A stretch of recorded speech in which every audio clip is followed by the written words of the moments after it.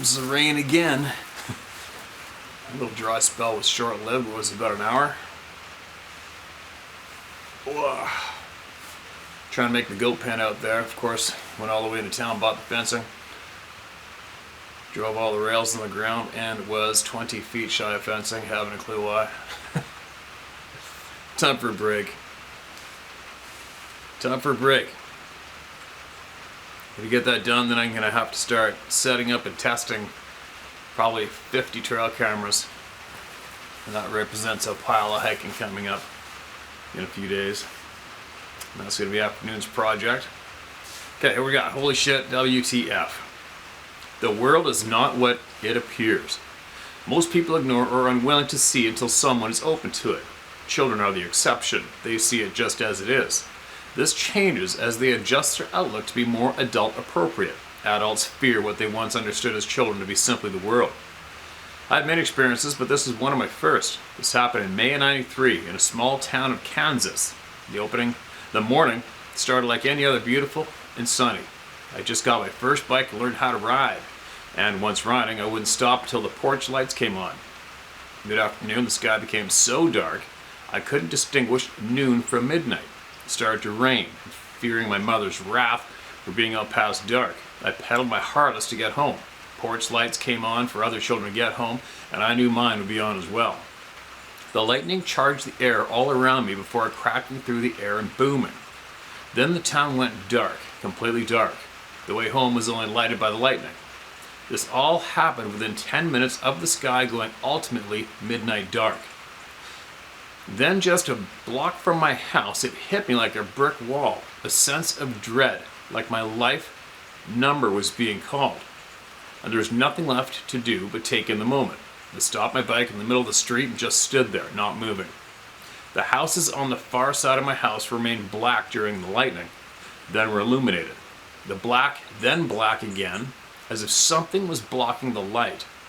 Now focused on what was causing this, 5 pairs of glowing eyes all looked at me. I was frozen stiff in all sense of the word. I couldn't move. I could see the lightning lit up the stop sign in front of my house, and it didn't come close to the height of the eyes that were staring at me. My only thoughts running through my head was, holy shit, the great owl is real. For reference, it's the owl from The Secret of NIMH, N-I-M-H. It took me a moment to realize it had arms and not wings, and fur, not feathers. The biggest one and I just stared at each other as the smaller ones moved past and out of town. He and the others looked more scared of me than me of them, and as one walked past him, she grabbed his arm and I could feel a calming vibe. He didn't stop staring, but the one that grabbed him was holding a smaller one, and she looked at me the way a mother does to a child. The big one dropped his head and followed the others out of town. As soon as his gaze dropped is when I realized that I hadn't heard the thunder and lightning strikes, just seeing by now almost constant strobing lightning. The sounds of the storm came back in an instant, and with it complete and utter terror, I dropped my bike, peed my pants, and ran to the neighbor's house, banging on their door, wailing in terror. I didn't tell the neighbor what I had just experienced and said the storm scared me, and they walked me home.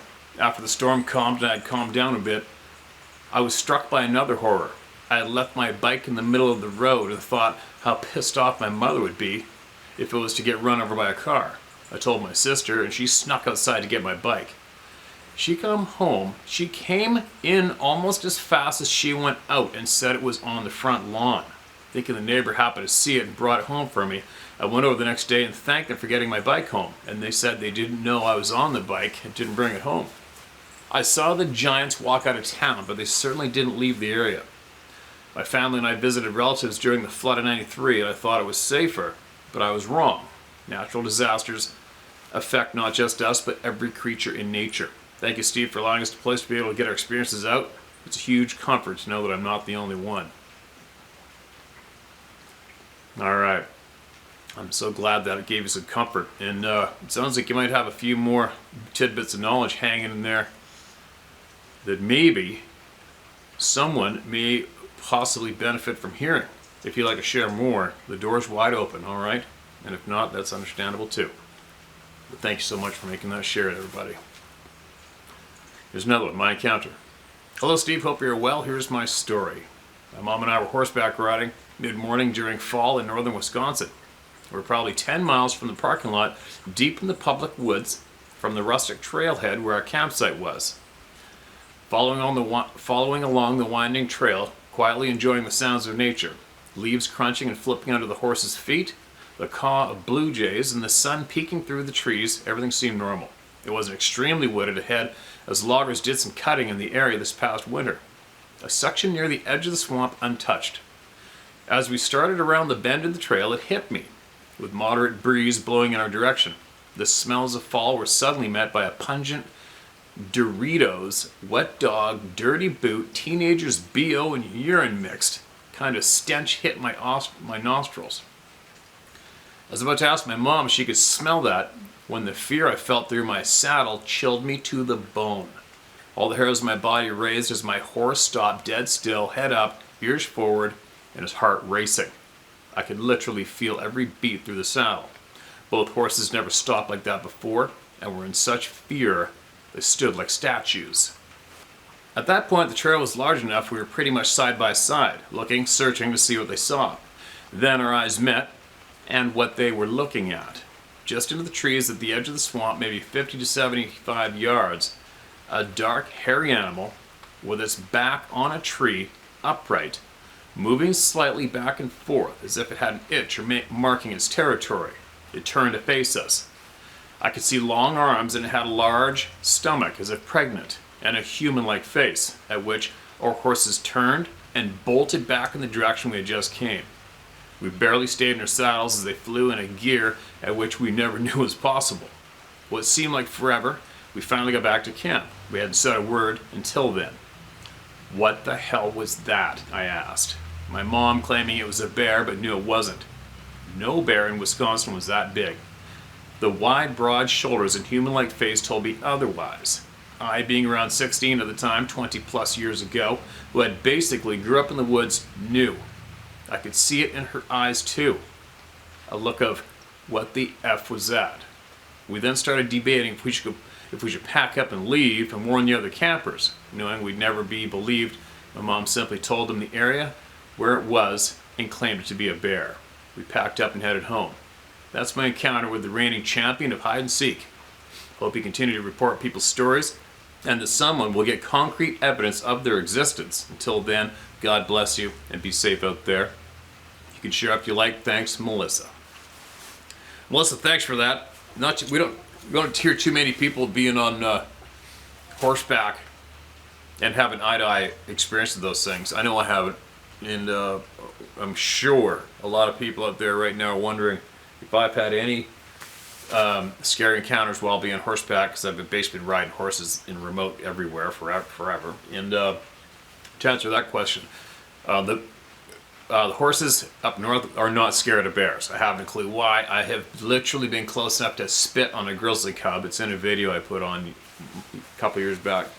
And the horses, we were downwind from the sow that came out on the trail as well, in front of the cub, which was right at my feet. And I was on Macaroni. He didn't even give me a warning. He's like, whatever, there's a couple grizzly bears. That's just how the horses react to them. They don't really care too much about bears. But the only time I've had when I do notice the bears or the horses are freaking out, like, freaking out, blowing ears up. And it's always, and you can't see what's on the trail ahead, I already know it's a moose. Every time it's a moose. And reason being, it sounds kind of funny, but the rutting bull moose try to mount everything, including the horses. We've had rutting bull moose in the middle of nowhere following our pack horse behind us as we lead it, trying to climb us back. So I have a feeling that the horses potentially get harassed by moose during the night more often than they let us know. And that's why they get alarmed when they smell moose on the trail. But other than that, I've never had anything absolutely spook me on horseback. And you mentioned concrete proof. Some may disagree with me, but the concrete proof is in the eyewitness testimony. It's done. It's been done. The eyewitness testimony has been flat out laid down hundreds of thousands of times now across the board. Not only my channel, but across the board. It's got to be hundreds of thousands of eyewitnesses, right? In any court of law today, that's admissible. So there you go. The concrete evidence is in. We've got DNA photos, footprints, dermal ridges, but most importantly, the testimonies from all of you, which counts. Anyway, thanks for that share, Melissa. Absolutely appreciate it. And like I said, and say to everyone all the time, if you come across any knowledge at all that you feel will add to missing puzzle pieces for all of us, please get it in, all right? Be safe out there. The laying hens are running around the yard. I guess I'm not the big bad man anymore after offing all the roosters the other day. Title, Punch My Ticket. Steve, my name is D. I'm in northern Utah. I grew up here in a small farming ranching community. When my brother and I spent every day outside working alongside our grandfather, most summer nights sleeping in a field waiting on the water. Our grandfather would tell us stories, mostly fiction, but when being serious, he would tell us to pay attention. We knew he was about to teach us something. We would every fall go deer hunting as a family, uncles, aunts, grandparents, and cousins. I and my brother are the oldest grandsons and looked forward to the time we got to go on the mountain with the adults. Now this area we hunted was a very special area. It is in the very northwest part of Utah, almost in direct line with some other unusual places. Skinwalker Ranch, Skull Valley, and the Devil's Playground, and City of the Rocks, to mention just a few. All places that some very bizarre things have been reported. When we were old enough to go on the mountain, our grandfather sat us down around the fire and told us to pay attention. He told us to always remember that downhill was the way out, to listen to our surroundings, to pay attention to the sounds around us, and to not run if things get weird. We grew up hunting and fishing and camping in this area. Yeah, we heard some kind of odd things like tree knocks and rock clacking, but never attributed them to anything other than others goofing off. Fast forward to when I was about 22. I'm now 64. I was on leave from the army, home to do some hunting and camping with the family. My brother and I decided to hunt what we called Black Canyon. It is a very deep, thick pine forest canyon. We were sitting on the rim rock where the deer from below could cross to the other side to escape. My brother shot a nice 4-point buck down in that hellhole, so we set out to go get it. We cleaned it and took a moment to assess how to get it out. It was about 1,000 yards after it quit rolling back to the top, or about 4 miles down to the bottom where Dad could get the Jeep to. So we let them know to pick us up at the bottom. This canyon is quite steep, so we figured it wouldn't be too bad of a drag out. So off we went. About a mile in, we noticed that it was quiet, too quiet. We stopped for a smoke and just got our breath. Another mile or so in, we knew we weren't alone. We could hear a movement behind and off to the left of us. We figured it was one of our uncles epping with us. Then a bit further, we heard rock clacking. To our rear left, a bit further, wood knocks rear right. We thought that he was really going out of his way to epp with us. Still very quiet in the canyon. No birds, no bugs, just quiet, weird, quiet, like silent. On down the way, the clacking and the wood knocks got louder and more prevalent. Then they were almost answering each other, one, then the other, back and forth. There had to be at least 3 to 4 out there to knock and clack as they were. As we got closer to the bottom, we devised our own little surprise for what we figured was our uncles epping with us. We were dragged out of the tree line, about 50 to 75 yards, stop and kneel behind a sagebrush, wait till they step out, and then both shoot off to the side and scare the shit out of them. We made it about 40 yards and could hear them getting close, so we hunkered down behind the brush and set our trap. Now mind you, we weren't scared. We knew who it was. We were a bit pissed they were epping with us and didn't help drag the deer out. We knew we needed to get down in good time so Dad wouldn't be waiting long or get worried about us. So there we were waiting for them to step out, and our trap would scare the shit out of them. We waited for what seemed like a long time. Nothing. Then about 5 to 6 rocks about the softball size were thrown between us and the tree line. We looked at each other, wondering how the hell they knew we were waiting for them where we were. We're on point, watching, waiting. Then a couple of the Quakies shook leaves falling to the ground. Oh, no comma. One more time. Then a couple of the Quakies shook, leaves falling to the ground. Then he stepped out. Black, big, standing would had to be not 40 yards away. This thing was huge. Hair covering his body had to be about 4 feet across his shoulders, long black hair and beard, except a tip of gray on its beard. I don't remember feeling anything. I had my crosshairs right between its eyes. They were big and kind of yellowish color. The expression on its face was not that of anger or danger, just caution. It stood there just staring at us for what had to have been a good minute. For all you that aren't familiar with outdoor wildlife time or whatever, I can't say wildlife because these aren't animals. Look at your watch and time 1 minute. Just do it. Time 1 minute. Now picture what he described in front of you at 40 yards for that long. 1 minute in that time is like a day. I looked up from my scope, looked at my brother, who was aiming at him too, and reached over and pulled his rifle down. We stared at each other again for a minute or so, no sound being made. He would cock his head from side to side, kind of swayed back and forth, standing there. Then, with the back of his hand, made a kind of a go on gesture. You know, that kind of a flick of the wrist, go away gesture. Then turns and walked back into the tree line and was gone. We heard what had to have been 4 or 5 moving away. My brother and I looked at each other and couldn't get words out. We sat there for a bit till he said, "Let's get the hell out of here." We never spoke about any of this to our family. My brother won't talk about it, so I'm telling you. I'm glad I found your app. Keep up the good fight as it is good to talk about things. This was the first of 3 different encounters I have had. I hope I hear you read at some time. I hope that it may help someone to feel good to talk things out. Through my experiences, I've seen the real shitty evil side of humanity. We're a pretty fucked up group. We rape, kill, and pillage our own kind. We, as you say, need to stand together as brothers and sisters against the evil in this world. Anyway, thanks, Steve.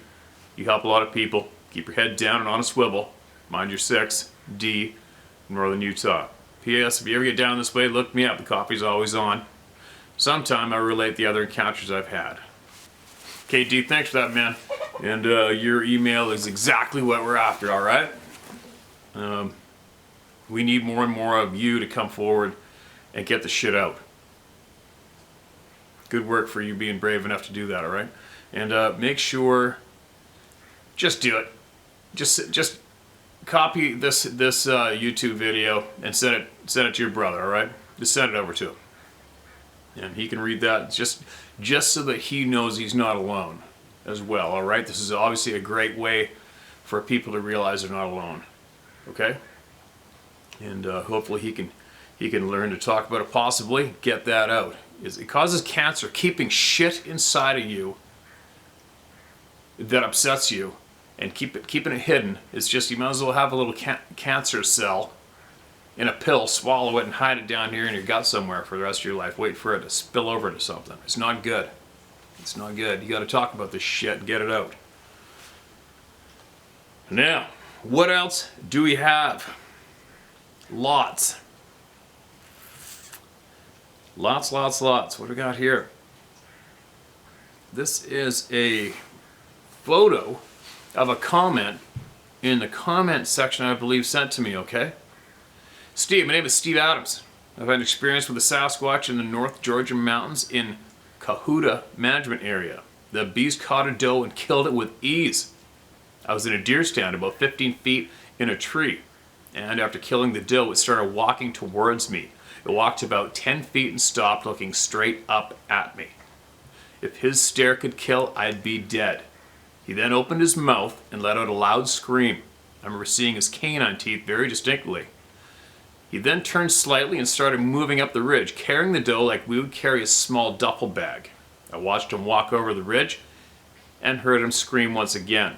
I sat in the stand for at least 2 hours, afraid he'd be waiting for me, because somehow his stare and scream seemed to be letting me know that he did not want me here. I now live in Florida, and I'm trying to get a group together to start doing more research on the Florida species known as the skunk ape. I've started a channel and hope to get a few people interested enough to discuss the channel, and even maybe go on an expedition to the Ocala forest or Everglades to camp and research a skunk ape. Ever since my experience in 2009, I've been doing my own research and would love to get together with a few people in Florida to discuss and compare thoughts and experiences. I wish you more success and hope you stay safe. If you have any ideas on how I could get my channel up and going, I'd appreciate any advice. Thanks again, Steve Adams. Alright, Steve, I haven't a clue, man. Just be yourself. Throw it out there. Don't support bullshit. And give every single person that wants to talk a platform to speak openly. Every single word for word. That's what you do. You treat everybody with respect no matter what.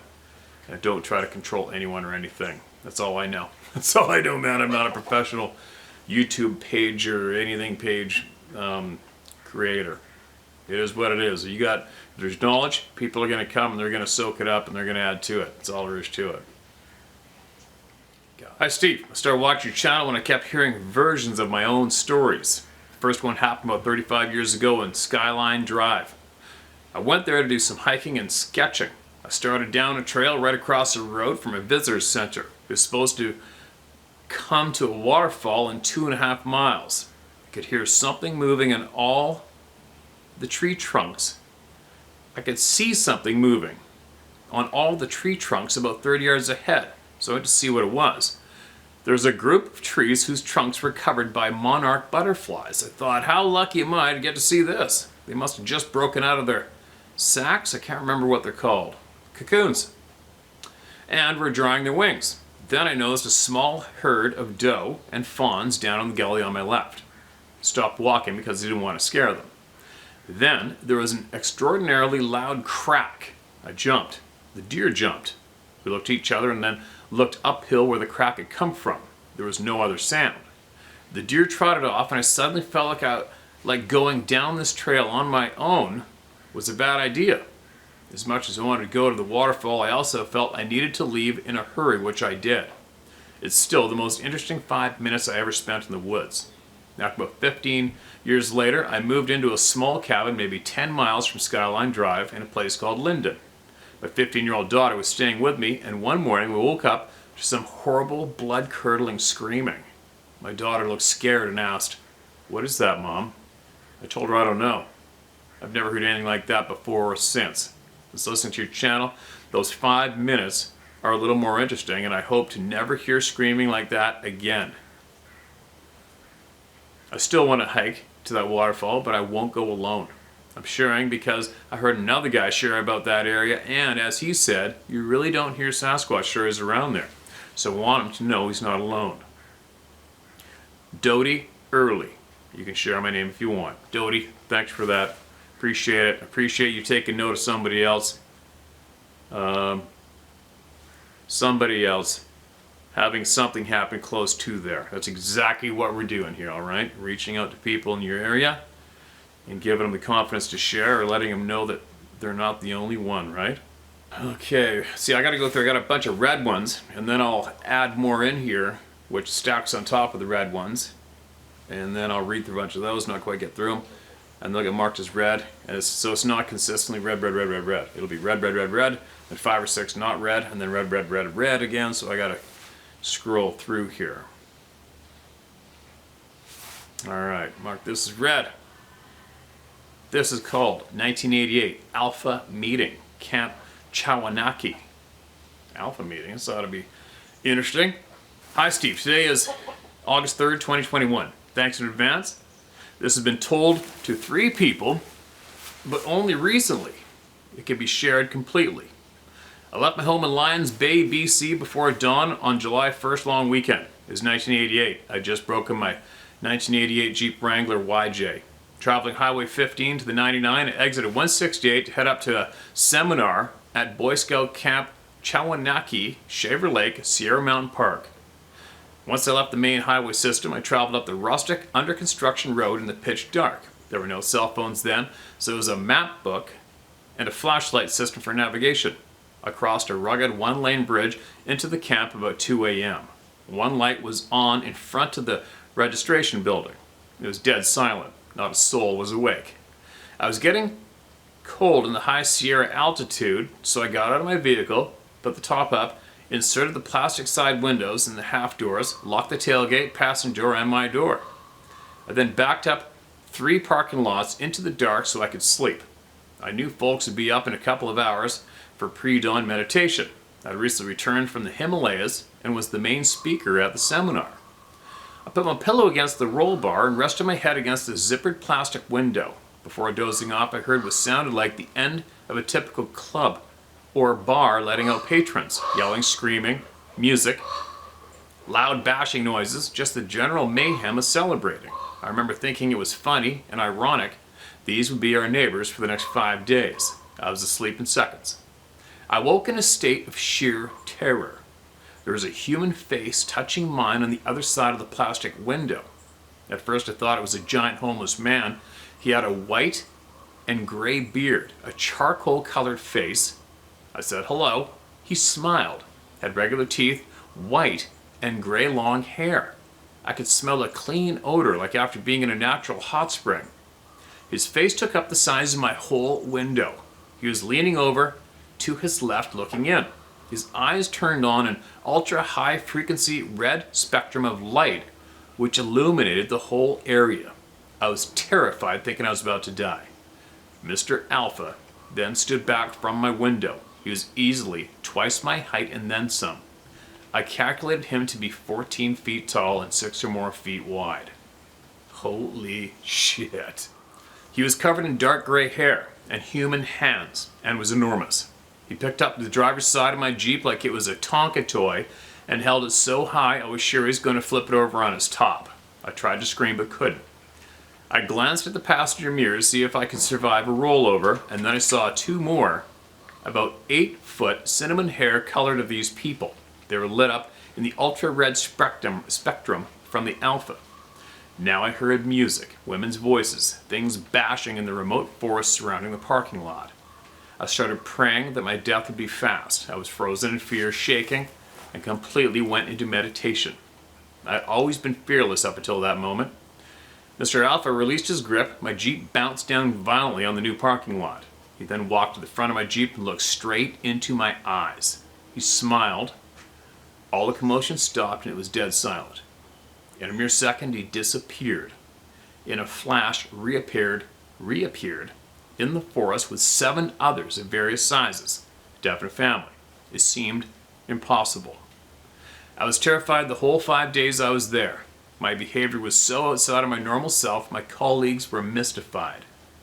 The Alpha family watched me for the complete weekend. They never harmed me and read my intentions like a book. Upon leaving the camp, which in those days was very rustic, traffic was slow moving through the construction on the mountain roads. I was about 40 miles down the road, stopped in traffic, feeling relieved. I looked out the passenger window, and there was the complete family up on the bank watching me. I then realized their collective consciousness, which we all possess, what you call sixth sense, had let them read my intentions completely. I was given self-realization, which has 11 levels achievable while in India. One of the levels is frequency and vibration we humans call cloaking or invisibility. Since that encounter, I've had many experiences, some favorable, some not so much. They are humanoids and have families. Respect goes a long way with everything in the universe. Thanks for letting me share. I'll be 73 this fall.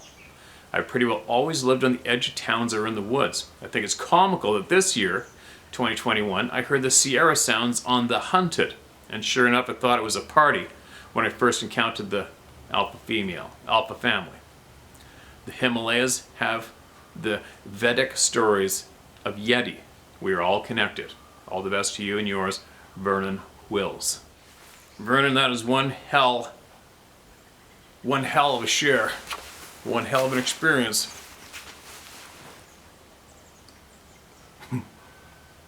What do you say to that one, man? I'm just taking it in and picturing, I'm picturing being you and picturing that whole scene you described. Holy shit.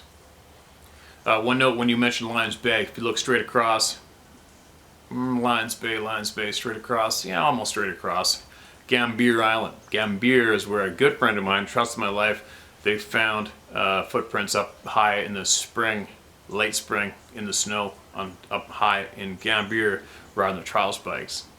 right there. And I also know somebody who was at Furry Creek. Where's that? Porto Cove, where that campground is in that dock. I know of a girl who also seen one of these things, was coming back from Vancouver late, real late, to get back to Pemberton. And she parked right there at that parking lot where the old ferry dock is. And she heard scream-like roars above her, so that puts it on your side, the sea to sky.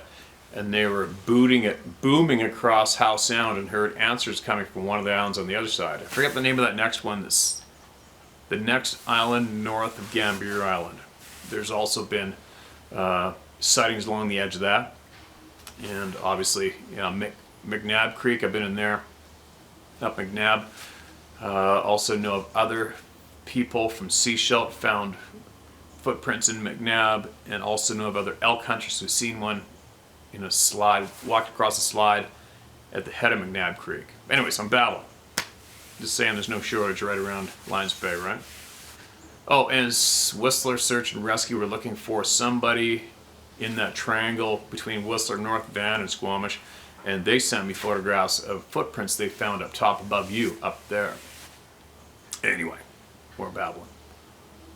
But that is one hell of a friggin' crazy experience, man. What do you even say to that one? I guess one thing we can say is take from it what you will or leave it. It's another brave person coming forward and sharing their experience. And do with it as you will, or not. Right? Said no flat earther. See you guys tomorrow.